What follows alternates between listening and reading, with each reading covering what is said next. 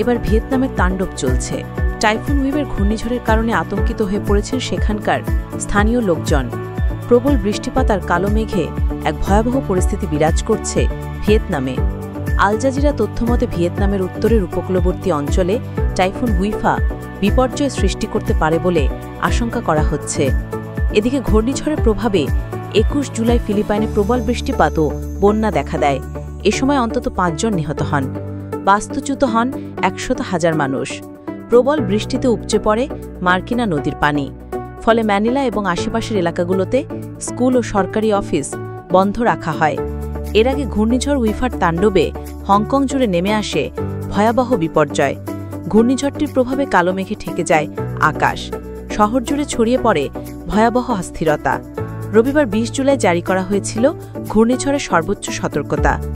ভিয়েতনামের আবহাওয়া অধিদপ্তর জানিয়েছে ২২ জুলাই স্থানীয় সময় সকাল ৬টায় টাইফুন উইফা হাইফোন শহরের উপকূল থেকে মাত্র ৬০ কিলোমিটার দূরবর্তী অঞ্চলে অবস্থান করছিল। এ সময় বাতাসের গতিবেগ ছিল তীব্র।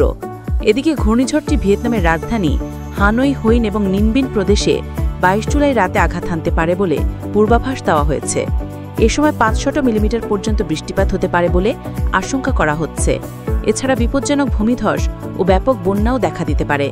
ঘূর্ণিঝড়টি মোকাবেলায় প্রায় ৩,৫,০০০ প্রশাসনের কর্মকর্তা কর্মচারীদের প্রস্তুত রাখা হয়েছে।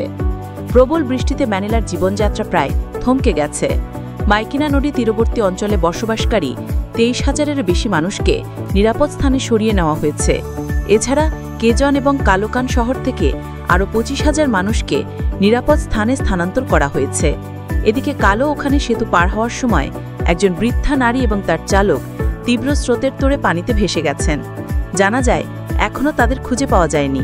জাতীয় দুর্যোগ ব্যবস্থাপনা সংস্থা জানিয়েছে বন্যার কারণে এখন পর্যন্ত প্রায় ৭ জন নিখোঁজ রয়েছেন। প্রতিবছর গড়ে ২০টির মতো ঘূর্ণিঝড় ফিলিপাইনে আঘাত হানে। জলবায়ু পরিবর্তনের কারণে এসব ঝড়ের তীব্রতা ও ধ্বংসাত্মক প্রভাব দিন দিন বেড়েই চলেছে। চলতি বছরের শুরুতে ভিয়েতনামে আঘাত হানা সুপার টাইফুন ইয়াগি প্রায় ৩০০ জনের প্রাণ কেড়ে নেয়। সে সময় দেশটিতে আনুমানিক ৩.৩ বিলিয়ন মার্কিন ডলারের ক্ষয়ক্ষতি হয়েছিল। ইভাজ জাহান, বাংলা ভিশন।